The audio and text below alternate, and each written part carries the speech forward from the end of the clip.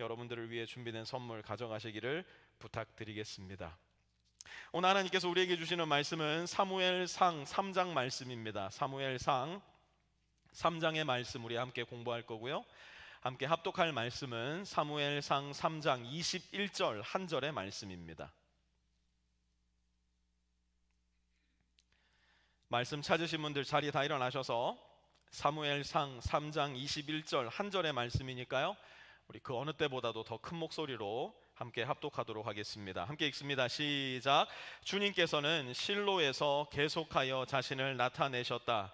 거기에서 주님께서는 사무엘에게 나타나셔서 말씀하셨다. 아멘. 자리에 앉으시고요. 오늘은 12월의 마지막 주일입니다.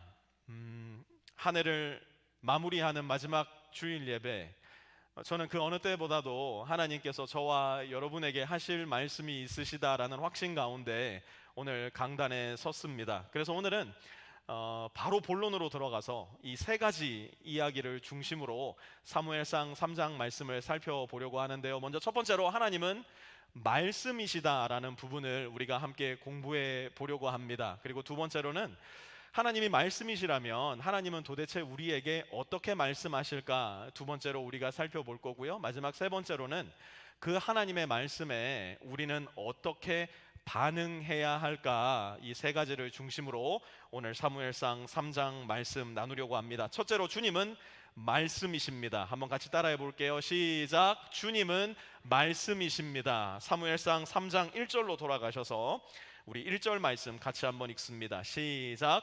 어린 사무엘이 엘리 곁에서 주님을 섬기고 있을 때이다. 그때에는 주님께서 말씀을 해주시는 일이 드물었고 환상도 자주 나타나지 않았다. 아멘. 그때에는 어린 사무엘이 엘리의 곁에서 주님의 일을 하고 있는 그때에 주님께서 말씀을 해주시는 일이 어땠다고요? 드물었대요. 드물었대요. 여러분의 성경 가장 처음으로 돌아가셔서 창세기 1장 말씀 한번 펴보시겠습니까? 여러분 성경으로 한번 찾아보세요. 제일 앞으로 가면 되니까요. 얼른 한번 찾아보시고요. 창세기 1장 3절 말씀 한번 보시면 성경은 이렇게 하나님을 기록합니다. 하나님이 무엇을 하셨다고요? 말씀하시기를. 6절로 내려오셔서 하나님이 무엇을 하셨다고요? 말씀하시기를. 9절도 보시면 하나님이 뭐 하셨대요? 말씀하시기를. 11절, 14절, 20절 넘어가셔서 24절, 26절과 28절, 29절에도 하나님은 끊임없이 말씀하시는 하나님으로 자신을 드러내고 계십니다. 신약으로 넘어와서 요한복음 1장 1절을 보면 요한은 하나님을 이렇게 기록하고 있어요. 한번 같이 읽어볼게요. 시작. 태초에 말씀이 계셨다. 그 말씀은 하나님과 함께 계셨다. 그 말씀은 하나님이셨다. 아멘. 요한은 말씀이 곧 하나님이라 그의 복음서 서두에 분명히 못을 박아둡니다. 우리 하나님은 말씀하시는 분이라는 거예요. 그런데 말씀이신 하나님께서 말씀하시는 일이 드물어졌다? 말씀이신 하나님이 말씀을 멈추어 버리셨다. 이것은 마치 자전해야 되는 지구가 자전을 멈추었다는 이야기와도 같은 이야기예요. 태양이 빛을 발해 주어야 되는데 그 태양의 빛이 어둠으로 변해버렸다는 것과도 마찬가지 이야기입니다. 하나님의 말씀이 드물다. 이것은 비극 중에서도 상비극이 일어나고 있다는 이야기예요. 여러분들 삶 가운데도 그런 생각하며 사시는 분들 계실 거예요. 올 한 해를 되돌아보았을 때에도 목사님, 하나님이 저에게는 말씀하시지 않는 것 같은데요. 아무리 생각해봐도 저는 하나님의 말씀을 들은 적이 없는 것 같은데요 라는 생각을 가지고 신앙생활 하시는 분들도 이 자리에 계실 수 있을 거예요. 그런데 정말 그렇습니까? 정말 하나님께서 여러분에게 말씀하지 않으신가요? 진정 하나님께서는 저와 여러분을 향한 말씀을 멈추셨을까요? 만약 그렇다 한다면 도대체 왜 말씀이신 하나님은 저와 여러분에게 말씀하기를 멈추신 걸까요? 대화는 항상 상호적입니다. 나 혼자 하는 것은 대화가 아니라 독백이에요. 대화는 언제나 당신과 나 사이에 오가는 형식으로 진행이 됩니다. 대화가 멈추었다는 것은 크게 세 가지 이유가 있으리라 생각을 하는데요. 첫째로 상대방의 말을 내가 아예 안 듣는 겁니다. 상대방이 무슨 이야기를 하든지 간에 그 이야기를 듣지 않는 거예요. 하나님은 여전히 하나님의 말씀인 성경을 통해서 저와 여러분에게 다가오시고 말씀해 주시는데, 우리가 하나님의 말씀을 향해 마음을 닫고 하나님의 말씀을 더 이상 찾지 않을 때 하나님은 저와 여러분을 향해 더 이상 말씀하지 않으실 거예요. 두 번째로 한쪽만 말할 때 대화는 중단되고 멈추어지고 말 겁니다. 주일날 교회에 나오신 모든 성도 여러분들 정말 잘 하셨습니다. 하지만 그저 주일날 목사의 입술을 통해 전해지는 하나님의 말씀을 듣고만 있어서는 안 됩니다. 이 말씀을 붙잡고 이 말씀을 묵상하고 이 말씀을 내 가슴에 새기고 이 말씀대로 살아가기로 작정하고 결단할 때 우리는 말씀하시는 하나님과 교제하기 시작할 거예요. 하지만 듣기만 할 때, 한쪽에서만 이야기를 계속할 때 하나님은 어느덧 우리를 향한 대화를 멈추실 거예요. 세 번째로 말씀을 무시할 때 말씀은 안 들리기 시작할 겁니다. 여러분 잘 기억하세요. 하나님은 기가 막힐 정도로 오랜 시간 저와 여러분을 기다려 주시고 저와 여러분을 인내해 주시고 저와 여러분의 엉덩이를 두드리시며 격려해 주시겠지만 우리의 비뚤어진 욕망과 고집을 계속 허용해 주시고 끝없이 용납해 주시는 분은 아니라는 사실을 우리는 기억해야 됩니다. 하나님은 우리가 말씀을 듣고 그 말씀과 씨름하는 가운데 기도할 때 결국은 하나님의 말씀 안에 거할 수 있도록 우리를 끊임없이 도와주시는 분이세요. 그런데 우리의 삶을 하나님의 말씀에 맞추어 살아가는 것, 곧 순종을 거절하고 거부할 때, 그 순종을 거절하고 거부하는 것이 내 삶의 일상적인 패턴이 될 때 우리는 우리도 모르는 사이 하나님을 무시하는 사람, 그래서 하나님의 말씀을 더 이상 듣지 못하는 비극의 주인공으로 덩그러니 발견될 수도 있을 겁니다. 하나님이 말씀이심에도 불구하고 말씀하시는 일이 드물었다. 이것은 하나님이 더 이상 하실 말씀이 없으시다거나 하나님이 더 이상 말씀을 하지 않으신다는 의미가 아니라 아무리 하나님께서 말씀을 하셔도 그 말씀을 듣는 사람이 없다는 의미예요.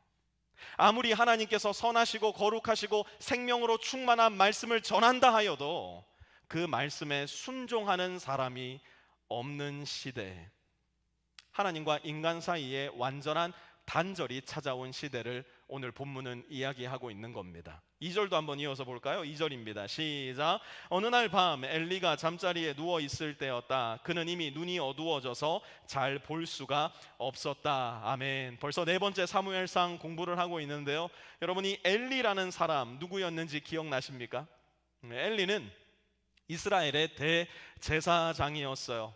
대제사장, 그냥 제사장도 아닌 대제사장, 단 한 명밖에 존재하지 않는 대제사장. 대제사장이 누굽니까? 쉽게 이야기하자면 그 나라에서 가장 하나님과 가까운 사람이에요.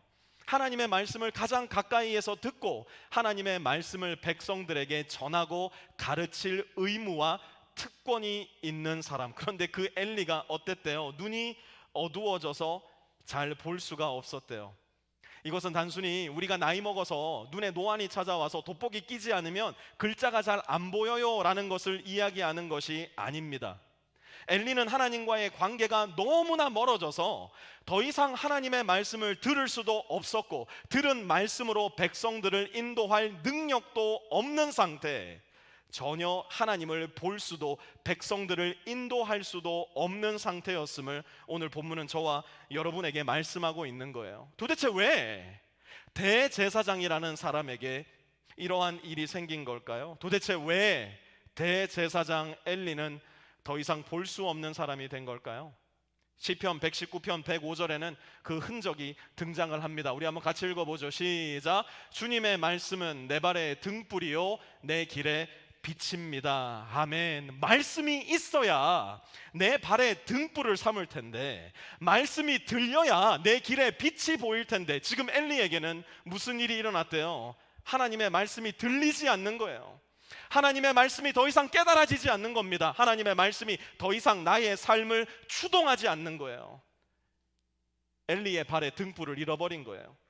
엘리의 길에 빛이 없는 거예요. 그러니 눈먼 소경과 같은 인도자가 되어 온 민족을 어둠 가운데로 인도하는 비극의 주인공이 된 겁니다.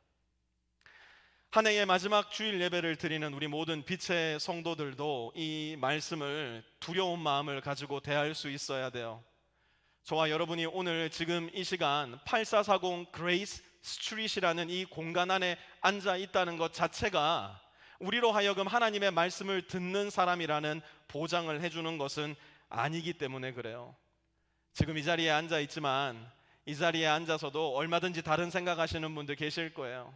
이 자리에 앉아서 하나님을 예배한다 하지만 하나님이 아닌 다른 무엇인가를 내 마음 가운데 우상으로 삼고 앉아 계신 분들도 틀림없이 계실 수 있을 겁니다. 그런 사람들은 다 엘리가 되어가고 있는 거예요. 그런 사람들은 다 엘리의 모습으로 이 자리에 앉아 있는 겁니다. 호울만 좋아 대제사장이지. 정작 그는 어떤 사람이에요? 눈이 어두워져서 잘 볼 수 없는 사람. 여러분 잘 기억하세요. 우리 하나님은 말씀하시는 하나님이세요.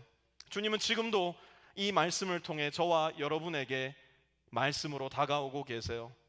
내가 이 말씀에 귀를 기울이고 내가 이 말씀을 가슴에 새기고 이 말씀을 따라서 살기로 작정하고 결단하며 실제로 내 삶에 이 말씀이 살아 숨쉬게 할 때에야만이 하나님은 비로소 저와 여러분에게 말씀하시는 나의 하나님이 되시는 겁니다. 어둠 속을 걷지 마십시오.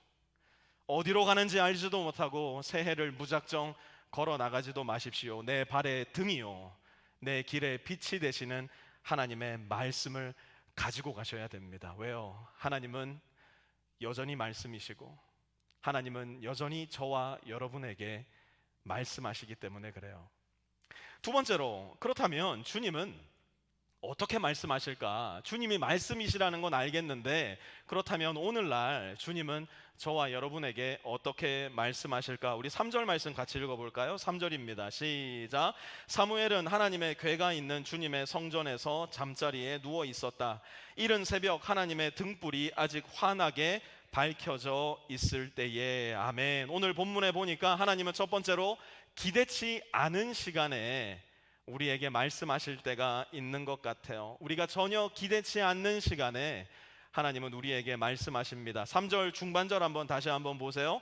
이른 새벽 하나님의 등불이 아직 환하게 밝혀져 있을 때에. 이때는 도대체 몇 시였을까요? 많은 유대교 학자들은 이 이른 새벽을 새벽 3시에서 5시 정도 사이로 해석을 하곤 합니다. 혹시 새벽 3시에 중요한 약속 잡으시는 분 계세요? 제가 지금까지 새벽 4시에 스타벅스에서 만나자고 하는 분은 여태껏 한 번도 만나보지 못했습니다. 새벽 3시에는 누군가를 만나기에는 조금 부적절하기 때문이죠. 새벽 4시, 5시에는 무언가 중요한 일을 하기에는 아직 우리의 신체가 준비되지 않은 시간이기 때문이에요. 그런데 하나님은 그 이른 새벽에 사무엘을 찾아오셨어요. 그 이른 새벽에 사무엘에게 말씀하십니다. 이 말씀을 읽으면서 굉장히 마음 가운데 큰 소망을 갖게 됐어요. 제가 새벽 3시에 자꾸 깨거든요. 여기에 새벽 3시에 깨시는 분들 좀 계실 거예요. 의학적으로 말하면 늙어서 그렇대요. 이게 몸에 서큘레이션이 잘 안 일어나가지고 그냥 두면 죽는다네요. 그러니까 몸이 막 깨우는 거래요. 그래서 일어나가지고 죄송합니다만 우리 어머님 아버님들 새벽잠이 잘 없으시잖아요. 늙으셔서 그런 겁니다. 몸이 막 깨우는 거예요. 살아야 된다고. 그래서 막 피도 돌고 산소도 돌고 그래야지 되니까 깨운다 그러더라고요. 근데 이 말씀을 읽다 보니까 물론 의학적으로 과학적으로 우리 몸이 그렇다 해도 영적으로는 하나님 말씀하실 게 있구나. 오늘도 새벽 4시에 제가 깼거든요. 이 말씀 계속 묵상하니까 새벽 4시에 깨니까 처음 드는 생각이 하나님 하실 말씀 있구나. 하나님 말씀하십시오. 듣겠습니다. 제 기도 자리에 가서 무릎 꿇고 앉았어요. 하나님 말씀하셨을까요? 안 하셨을까요? 안 하시더라고요. 날마다 하나님이 강하게 말씀하시는 건 아니니까. 그런데 하나님의 성경, 하나님의 말씀으로 저에게 말씀을 주시니까 하나님 말씀해 주십시오. 이 말씀 깨닫게 해 주십시오. 새벽 3시에 깨시는 분들, 아, 하나님 나에게 하실 말씀이 있으시구나 생각하셨으면 좋겠다는 그런 마음이 들었어요. 주님은 기대치 않은 시간에 말씀하실 때가 있기 때문이에요.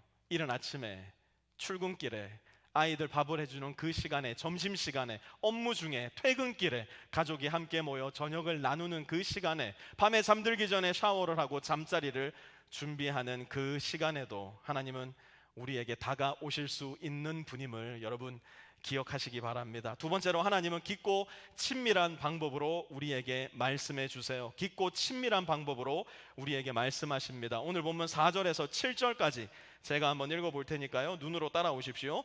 주님께서 사무엘아 사무엘아 하고 부르셨다. 그는 제가 여기 있습니다 하고 대답하고서 곧 엘리에게 달려가서 부르셨습니까? 제가 여기 왔습니다 하고 말하였다. 그러나 엘리는 나는 너를 부르지 않았다. 도로 가서 누워라 하고 말하였다. 사무엘이 다시 가서 누웠다. 주님께서 다시 사무엘아 하고 부르셨다. 사무엘이 일어나 엘리에게 가서 부르셨습니까? 제가 여기 왔습니다 하고 말하였다. 그러나 엘리는 얘야 나는 너를 부르지 않았다. 도로 가서 누워라 하고 말하였다. 이때까지 사무엘은 주님을 알지 못하였고 주님의 말씀이 그에게 나타난 적도 없었다. 아멘. 7절에 다시 보니까 사무엘은 주님을 어떻게 했대요? 알지 못했대요.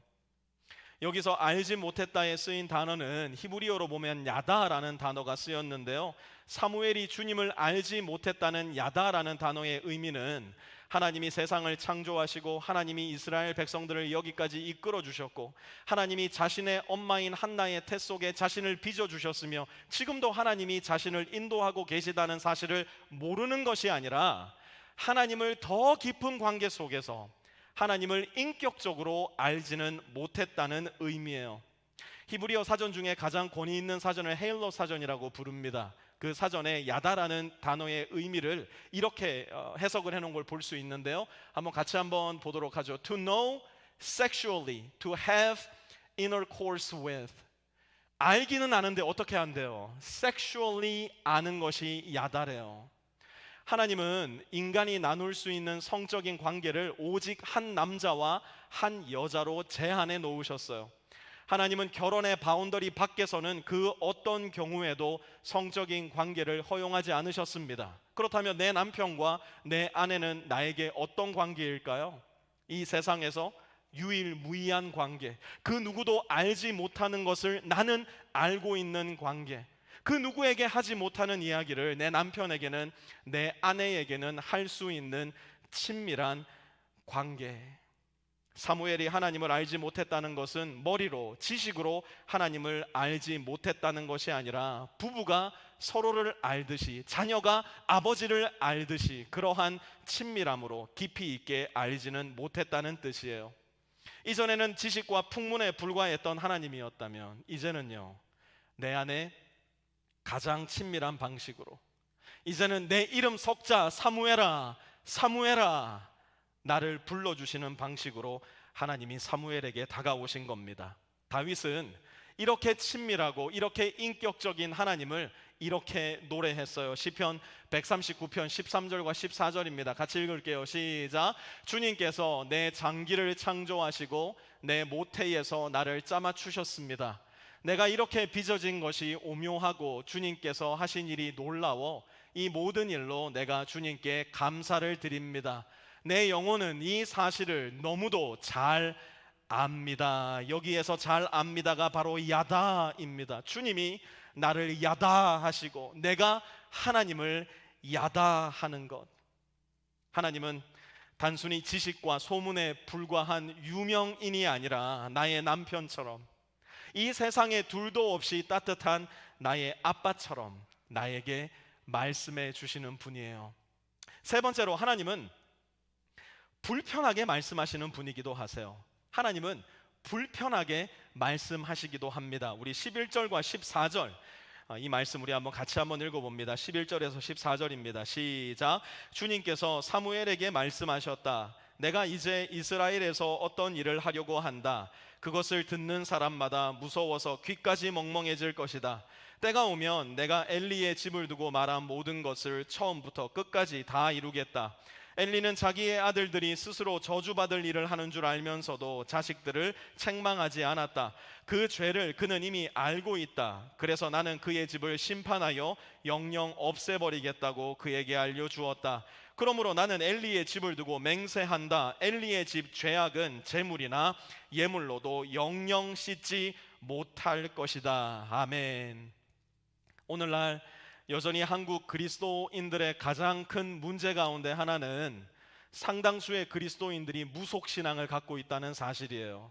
무속신앙이 뭡니까?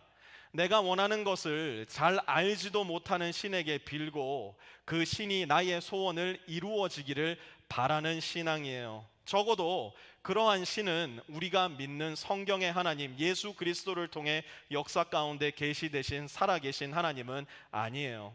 하나님은 내가 간절히 바라고 원하는 것을 이루어 주시는 분이 아니라 지금은 내 눈이, 지금은 내 마음이 잘 이해할지 모를지 모르겠으나 진짜로 나에게 필요한 것, 진실로 나에게 중요한 것을 이루어 가시는 선하시고 좋으신 하나님이세요. 그게 뭔데요?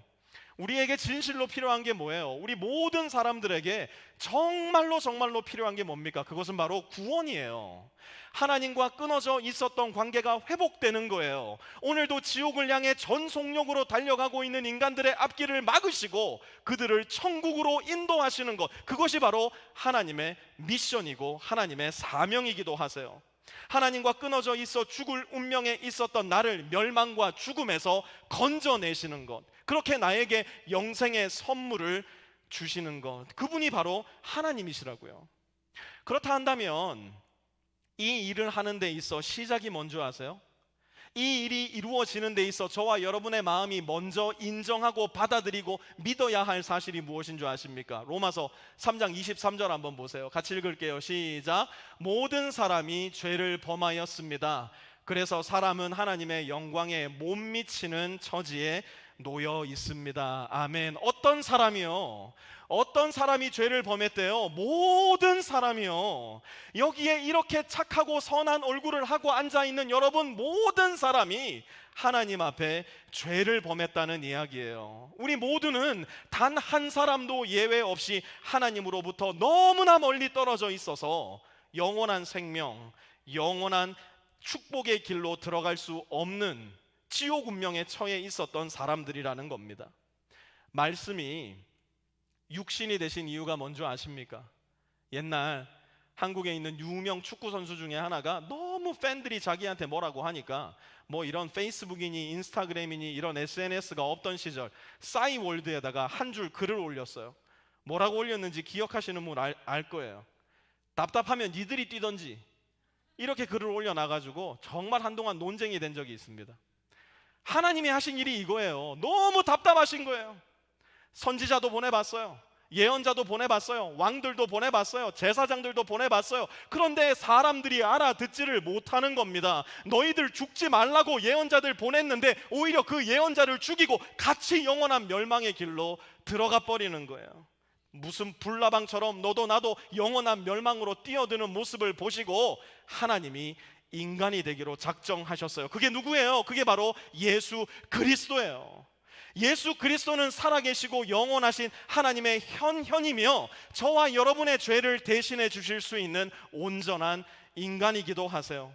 그래서 예수님은 이 땅에 계시는 동안 인간의 언어로 말씀해 주셨어요. 인간들과 함께 드셨어요. 인간들과 함께 걸으셨어요. 인간들과 함께 피곤하셨고 인간들과 함께 잠드셨어요. 인간들을 대신해 그분의 몸으로 피를 흘리셨고 그분의 생명을 바쳐 저와 여러분의 죽음을 대신해 주셨어요. 그분은 이렇게 낮고 낮은 곳에 있어 그것보다 더 낮고 낮은 멸망의 구렁이로 들어갈 수밖에 없는 저와 여러분을 그분의 왼손으로 잡아주시고 그렇게 높고 높은 곳에 계셔서 그 누구도 하나님 앞에 다다를 수 없는 인간의 운명을 바꾸시기 위해 하나님의 그 손을 오른손으로 잡으시고 끊어져 있었던 인간과 하나님의 사이를 회복시켜 주신 분이에요. 우리에게 긴 사다리를 타고 수행의 사다리를 오르라고, 고행의 사다리를 오르라고, 종교의 사다리를 오르라고 말씀하신 것이 아니라 그분의 손으로서, 그분의 몸으로서, 그분의 십자가 죽음으로써 끊어져 있었던 인간과 하나님의 간극을 완벽하게 메꾸어 주신 우리의 구세주, 그분이 바로 우리의 주 예수 그리스도세요. 우리를 구원하시기 위해 하나님은 말씀하세요. 그 말씀이 바로 우리 주 예수 그리스도예요. 사무엘에게 들려온 하나님의 메시지가 뭐였습니까? 너 죽어. 대제사장 엘리의 집 멸망할 거야. 그의 아들 홈니와 비느하스 죽을 거야. 비극의 소식이에요. 이 얼마나 불편한 소식입니까? 우리에게도 오늘 분명하게 말씀하세요. 너 죽어. 너는 반드시 멸망할 거야. 그러니 내 아들 예수 그리스도의 손을 잡아. 내 아들 예수 그리스도를 마음에 믿어. 그래서 내가 너에게 주고자 지금도 네 마음 문 앞에서 노크하며 기다리고 있는 그 영생의 선물을 받아야 된다. 너를 살리려 내가 죽었기 때문이다. 주님께서는 우리에게 여전히 불편한 말씀, 그러나 여전히 생명의 말씀으로 다가와 주세요. 그러면 이제 이 말씀에 우리는 어떻게 반응해야 할까? 하나님의 말씀을 들었다면 저와 여러분은 하나님께 무엇으로 반응해야 될까요? 21절 말씀 한번 같이 읽어볼까요? 21절입니다. 시작. 주님께서는 실로에서 계속하여 자신을 나타내셨다. 거기에서 주님께서는 사무엘에게 나타나셔서 말씀하셨다. 아멘. 주님께서 어디에서 나타나셨대요? 네, 실로에서. 실로는 그 당시 이스라엘에서 그렇게 유명한 지역이 아니었어요. 우리가 달라스에 오면 여기 가봐야 돼요, 저기 가봐야 돼요, 이거 먹어야 돼요, 저거 먹어야 돼요, 그런 핫플레이스가 전혀 아니었다고요. 실로에는 그저 성막이 하나 있었을 뿐이고 사람들은 절기를 지키기 위해 거기로 모였을 뿐이에요. 옛날 우리 할머니 할아버지들 사시던 시골에 설날이나 추석에 가면 형제들이 다 모여가지고 시끌벅적한데 명절 다 지나고 떠나면 어떻게 돼요? 시골이 황량해지잖아요. 소가 음모하고 우는 소리 들리고 저 멀리서 꼬꼬댁 하는 소리 들리고, 그거 외에는 뭐 특별한 곳이 없는 그런 시골 마을을 생각하시면 딱 실로가 바로 그 자리였어요. 상식적으로 따져본다면 하나님이 누군가를 만나시려면 예루살렘이나 헤브론 같은 유명한 장소가 훨씬 더 적합했을 거예요. 하나님같이 크고 위대하신 분이 나타나려면 훨씬 더 유명하고 빛과 번쩍한 곳으로 나타나야 마땅했다고요. 신이라면 마땅히 그런 장소에서 나타나야 되는 거 아니겠어요? 그런데 하나님은 어디에서 자신을 나타내셨다고요? 히브론에서? 예루살렘에서? No. 실로에서. 느른한 오후에 바둑이가 기지개를 펴고 누렁이가 나비를 쫓아다니며 먼지를 일으키는 그러한 시골 마을에서 어떻게 하셨대요? 계속해서 자신을 나타내셨다. 왜요? 왜 실로같이 초라한 장소에서, 왜 실로같이 유명하지 않은 장소에서, 왜 실로같이 아무도 찾아오지 않는 그곳에서 하나님은 계속해서 자신을 나타내신 걸까요? 이유는 간단해요. 실로에 있는 사무엘이 하나님의 말씀에 청종하였기 때문에 그래요. 실로에 있는 사무엘이 하나님의 말씀을 기뻐했기 때문에 그래요. 실로에 있는 그 어린 사무엘이 하나님의 말씀을 붙잡고 그의 인생을 걸어보았기 때문에 그래요. 하나님은 로봇가 아니세요. 하나님은 눈먼 시계공도 아니십니다. 하나님은 큰 대도시 팬시 시리의 하나님도 아니세요. 하나님은 살아계신 인격이시고 우리와 가장 친밀한 관계를 갖기 원하시는 분이시며 우리에게 말씀하실 뿐만 아니라 우리의 이야기를 기도로 듣기 원하시는 우리의 아버지 하나님이세요. 그것이 바로 지난 한 주 동안 우리가 묵상한 성탄의 핵심 메시지 중 하나 아니겠습니까? 마구간으로 오신 아기 예수님, 가장 냄새나고 가장 더럽고 가장 낮은 곳으로 가장 무력하고 가장 연약한 아기의 몸으로 오신 예수님. 무슨 뜻이에요? 누구든 찾아가시겠다는 겁니다. 어디든 내려가시겠다는 겁니다. 거기가 예루살렘이든 거기가 실로이든 I don't care. 거기가 LA이든 거기가 맨하탄이든 거기가 달라스이든 I don't care. 만약 네가 나를 만나기 원한다면, 만약 네가 나의 말씀에 귀 기울인다면 I will be there for you. 그것이 바로 성탄의 핵심 메시지예요. 그러니 우리도 우리의 실로에서, 우리의 프리스코에서, 우리의 맥키니에서, 우리의 얼빙에서, 우리의 페어뷰에서, 우리의 루이스빌에서, 우리의 그래파인에서 하나님이 계속 말씀하시게 해야 돼요. 어떻게 해요? 하나님의 말씀에 귀 기울임으로써, 하나님의 말씀을 사랑함으로써, 하나님의 말씀에 순종함으로써, 하나님의 말씀을 내 발의 등불 삼고 내 길의 빛으로 삼음으로써. 올해 마지막 주일 하나의 적용을 저와 여러분 모두에게 드립니다. 우리 회중은 영어를 원체 잘하니까 한번 큰 목소리로 영어로 한번 읽어볼게요. 시작. Read your Bible. 그래가지고 성경을 읽으시겠어요? 네, 다시 한번 큰 목소리로 시작. Read your Bible. 옆에 분들 보시면서 한번 이야기해 주세요. 시작. 말씀을 읽으십시오. 말씀을 먹으십시오. 성경 전체를 통독하는 것도 좋고요, 성경의 한 권을 반복해서 한 달 내내 읽고 정독하시는 것도 좋습니다. 내 성경을 내 손으로 드시고, 내 성경을 내 손으로 펼치시고, 내 성경을 내 입으로 읽으시는 가운데 하나님의 말씀을 내 귀로 들으시기 바랍니다. 혼자 성경을 읽기도 묵상하기도 힘드신 분들 계시죠? 그런 분들 위해서 우리 교역자들이 월요일부터 금요일까지 날마다 더 바이블 열심히 녹화해가지고 여러분들에게 성경 공부할 수 있도록 자료를 배포하는 겁니다. 이제 이번 주는 올해 커튼이 닫히고 내년에 새로운 막이 열리는 시간이 될 텐데요, 저는 이번 주만큼은 최소한 여기 앉아있는 우리 빛의 성도들만큼은 한 말씀 앞으로 모여서 한 말씀을 함께 먹어봤으면 좋겠어요. 말씀을 듣고 말씀을 배우고 너무너무 불편하지 않으신 분들은 유튜브 댓글창에 여러분들의 묵상의 내용도 좀 남겨주셨으면 좋겠어요. 혹은 여러분들이 말씀을 공부하면서 궁금한 게 생긴다면 교역자들에게 개인 카톡도 좀 보내주셨으면 좋겠습니다. 그냥 더 바이블에서 가르쳐주는 내용 출근길에 듣고 퉁쳐버리는 게 아니라 내 말씀 노트도 펴놓고 내 아이패드도 펴놓고 거기에다가 여러분의 묵상의 흔적도 남겨보시기 바라요. 개인적인 경험이 그래요. 눈으로 읽고 머릿속으로 생각할 때와 내가 손으로 쓰면서 묵상의 흔적을 남기고 기록을 남길 때 하나님이 부어주시는 은혜와 하나님께서 보여주시는 지혜가 다르더라고요. 하나님은 훨씬 더 많은 걸 열어서 저와 여러분에게 보여주실 겁니다.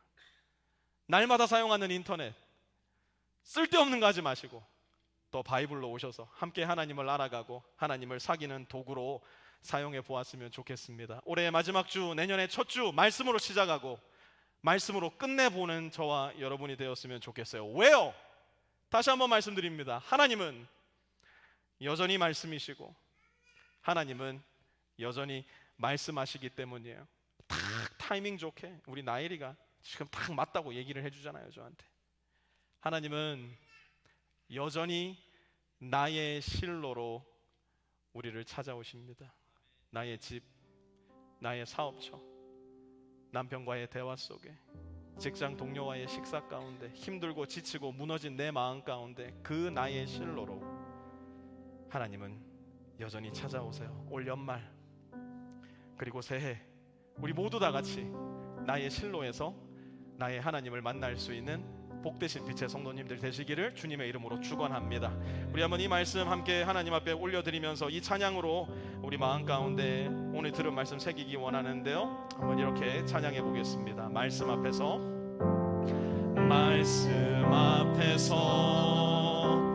경외함으로 주께 홀로 섭니다. 생명의 말씀 읽고 순종해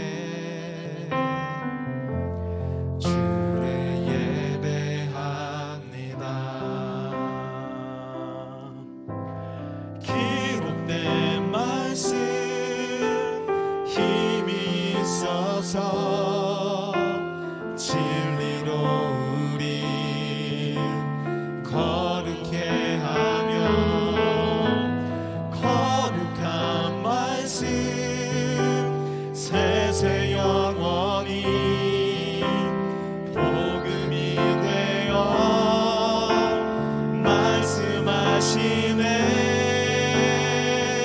하나님 말씀에 두려워 떠는 자, 그 말씀에 생명을 거는 자, 한 사람 찾으시는 주님의 약속을 믿어 하나님 말씀에 운명을 거는 자,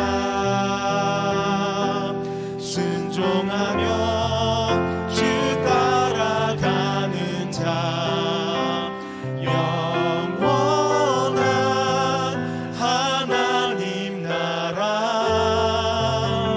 이뤄갈 주의 교회여 일어나. 우리 자리 다 일어나셔서 다시 한번 이 찬양 마음을 다해서 하나님 앞에 고백합니다. 말씀 앞에서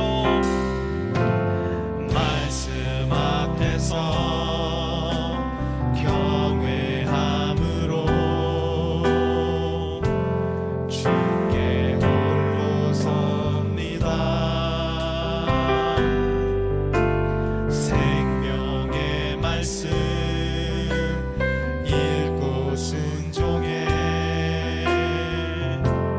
주를 예배한 기록된 말씀 힘과 능력이 있습니다. 기록된 말씀 힘이 있어서 진리로 우리 거룩해 하며 거룩한 말씀 세세 영원히 복음이 되어 말씀하시네. 하나님 말씀에 두려워 떠는 자, 그 말씀에 생명을 거는 자, 한 사람 찾으시는 주님의 약속을 믿어 하나님 말씀에 운명을 거는 하나님 말씀에 운명을 듣는 데서 거는 그치는 것이 아니라 하나님 말씀에 순종하며 주님을 따라가는 자, 주님 내가 그 사람 되기 원합니다. 영원한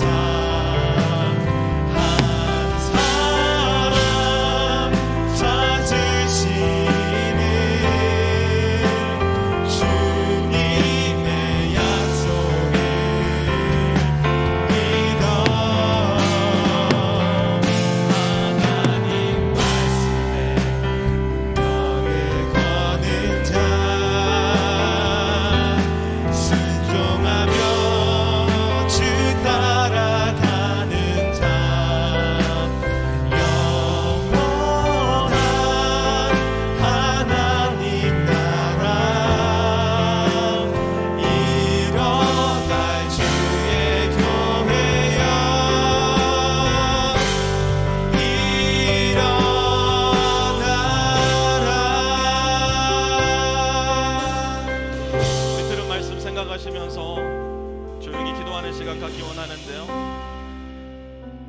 여러분께 한 가지 질문 드립니다. 올 한 해 나의 인생에 하나님 말씀 앞에 두려워 떨었던 적이 있으십니까?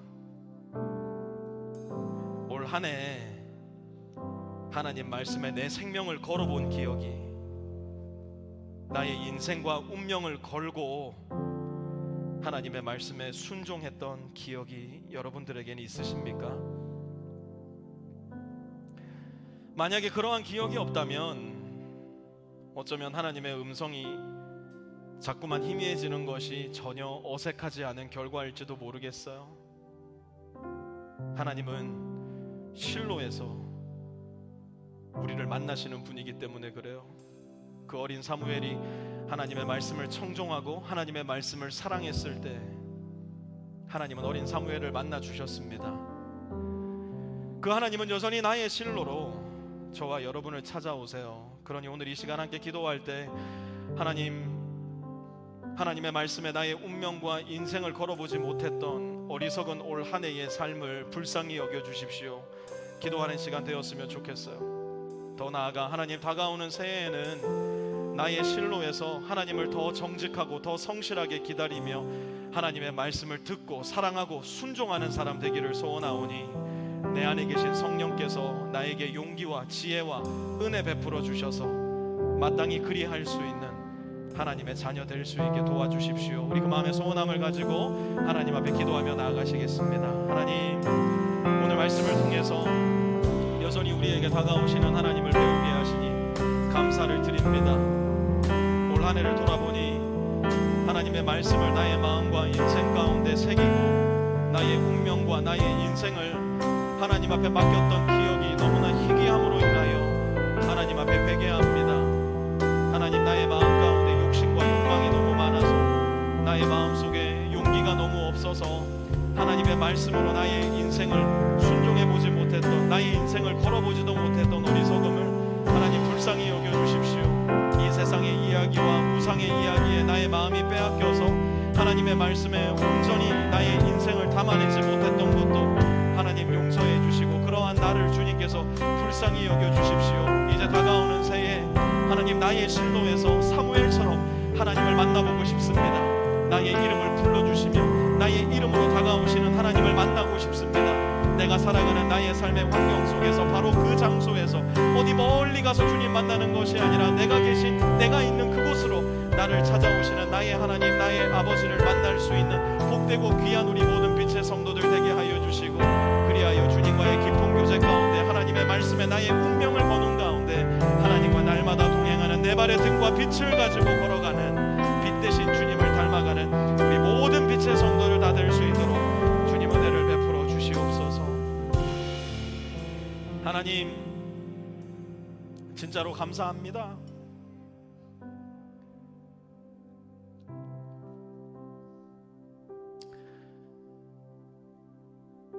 여기가 어디라고 주님께서 우리를 위해 오신단 말입니까? 능력 있는 자, 거룩한 자, 정결한 자, 그들이 나에게 오너라. 주님은 말씀하신 것이 아니라 죄인들아 내가 가마, 병자들아 내가 가마, 가난한 자들아, 과부들아, 고아들아 내가 가마. 내가 온 것은 그들을 찾으러 온 것이라. 그 말도 안 되는 은혜의 말씀 앞에 기가 차고 어이가 없고 하나님 앞에 드릴 것은 감사밖에 없는 우리의 모습을 발견하게 됩니다. 여전히 나의 실로로 오시겠다 말씀하시는 하나님, 나의 실로에서 주님 만날 수 있는 우리 빛의 성도들 다 되게 하여 주시고, 나의 실로에서 하나님의 말씀을 사랑하고 하나님의 말씀에 순종함으로 말미암아 하나님과 더 가까이, 하나님과 더 친밀하게 한 해를 살아갈 수 있는 우리 모든 빛의 성도가 될 수 있도록 우리 모든 한 사람 한 사람의 영혼과 마음 가운데 하나님의 은혜로, 용기로, 지혜로 함께하여 주시옵소서. 그리하여 주님 더 닮아가고 주님 더 사랑할 수 있는 하나님 닮은 참으로 인간 같은 우리 모든 빛의 성도들 다 될 수 있도록 주님 역사하여 주시옵소서. 이제는 우리 주 예수 그리스도의 은혜와 하나님 아버지의 무한하신 사랑하심과 성령의 내주 교통하심이 오늘 이 자리에 머리 숙여 하나님께 예배드리며 나의 실로에서 하나님의 음성을 듣기 원합니다. 결단하고 다짐하는 가운데 나의 실로로 돌아가는 우리 모든 빛의 성도들 머리 위에와 그들의 가정 위에, 기업 위에, 직장 위에, 모든 관계들 위에도 이제로부터 영원토록 함께 하옵시기를 간절히 축원하옵나이다. 아멘.